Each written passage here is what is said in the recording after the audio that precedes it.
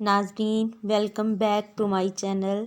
जैसे कि आप जानते हैं कि गुरु ड्रामे का एंड हो गया है, जो कि बड़े दुखी अंदाज से हुआ है, क्योंकि गुरु जो कि मरियम के बाबा थे, उन्होंने बहुत मेहनत की, एक लावारिस बच्ची को पाला, ना सिर्फ पाला बल्कि पढ़ा लिखा कर डॉक्टर बना दिया।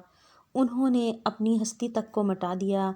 एक बच्ची की खुशी और कामयाबी की खातिर दिन रात काम करके गुरु एक मोहलिक बीमारी में मुब्तला हो गए और इस बीमारी के बारे अपनी बेटी मरियम को पता ना चलने दिया कि कहीं ऐसा ना हो कि वो अपना ख्वाब अधूरा छोड़ दे या परेशान हो जाए, क्योंकि मरियम को किसी भी मोड़ पर अकेला छोड़ना नहीं चाहते थे और ना ही गिरने के लिए अकेला छोड़ सकते थे।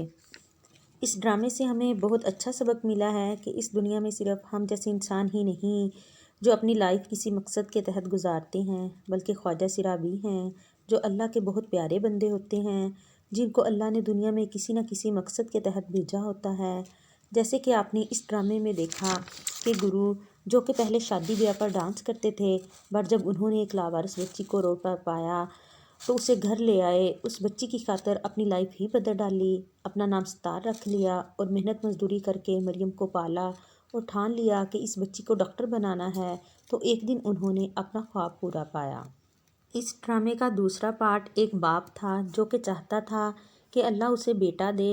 उसके नज़दीक बस बेटे ही बाप का सहारा होते हैं, बेटियां नहीं होती। अल्लाह ने उसे 4 बेटियां दी थीं, बट वो अपनी बीवी से हर वक्त लड़ता रहता था कि तुम मुझे बेटा ना दे सकी। वो अपनी बेटियों से बहुत नफरत करता था और हर वक्त लड़ता रहता था। यहाँ तक कि बड़ी बेटी को अपनी ही उम्र के मर्द साथ ब्याह दिया, जो कि हर वक्त उसे मारता रहता था। जब बेचारी अपनी माँ के पास आकर बताती कि इस तरह मेरे शोहर ने बिला वजह मारा है, तो बाप को बहुत गुस्सा आता और कसूर अपनी ही बेटी का निकालता, जिस पर उसका शोहर और होशियार हो जाता कि इसके वालिदैन कौन सा मुझे कुछ कहते हैं। वो अपनी हरकतों से बाज ना आता। एक दिन उनकी बड़ी बेटी अपनी माँ से बातें कर रही होती है और रो रही होती है कि अम्मा, हम तो लावारिस हैं, आज फिर मेरे शोहर ने बिला वजह मुझे मारा है। जब उनका दिल करता वो ऐसी ही हरकतें करते हैं। ये बात सुनकर फाखरा भी रोने लगती है और कहती है, मेरी बच्ची, तुम लावारिस नहीं हो। वो कहती, अगर अब्बू को पता चला वो भी मुझे मारेंगे कि तुम्हारा ही कोई कसूर होगा। ये सब बातें पीछे खड़ा वसीम भी सुन रहा होता है। वो अपना शफकत भरा हाथ अपनी बेटी के सर पर रखने लगता है तो वो डर जाती है और पीछे हो जाती है कि अब्बू, मैं अभी चली जाऊंगी, मुझे मारना ना, मैं अम्मी से मिलने आई थी। वसीम बहुत शर्मिंदा होता है कि आज तक बेटियों को प्यार नहीं दे पाया। फिर वसीम हिम्मत करके बेटी को गले लगाता है और कहता है, अब ऐसा नहीं होगा, तुम्हारा बाप जिंदा है। और फाखरा से कहता है, इसे रूम में ले जाओ और खाना खिलाओ। दूसरी तरफ वसीम की आपा जो अपने बेटे शेराज के साथ अपने भाई के घर ही रह रही होती है, वो अपनी चालाकियों से भाई भाभी के दरमियान नफरतें पालती रहती है। इसका बेटा जो कि मामू की नज़र में बहुत अच्छा बना रहता है, उसकी असलियत का वसीम को पता चल जाता है जब वो वसीम की छोटी बेटी को रूम में ब्लैकमेल कर रहा होता है। ये सब हरकतें वसीम विंडो से देख लेता है और फिर रूम में आकर भांजे की पिटाई करता है और अपनी आपा से कहता है कि मैं तो आज तक अपने घर में आस्तीन का सांप पाल रहा था, आपकी बड़ी मेहरबानी होगी अगर आप इसे मेरे घर से ले जाएं। तो वसीम की आपा रोने लगती है कि वसीम, हम कहाँ जाएंगे। उस वक्त फाखरा बड़ी अक्लमंदी का मुजाहरा करती है और अपने शोहर वसीम से कहती है कि आपा भी किसी की बेटी हैं, आप फिर से अपनी गलती मत दोहराएं।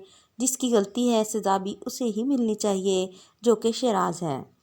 नाज़रीन, वसीम की आंखों पर जो बेटियों से नफ़रत की पट्टी बंधी हुई थी वो मरियम ने ही हटाई थी, क्योंकि उसकी परवरिश गुरु ने बहुत अच्छे तरीके से की थी।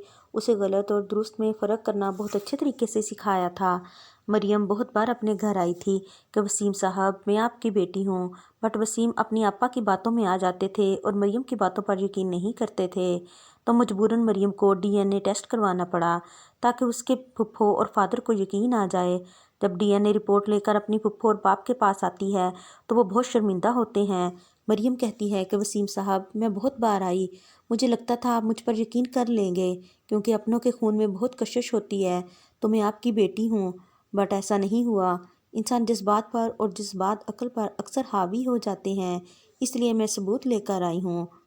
और फिर मरियम अपने बाबा गुरु पास बैठी बातें कर रही होती है कि बाबा, वसीम साहब तो किसी सूरत मानने को तैयार ही नहीं थे कि मैं उनकी बेटी हूँ।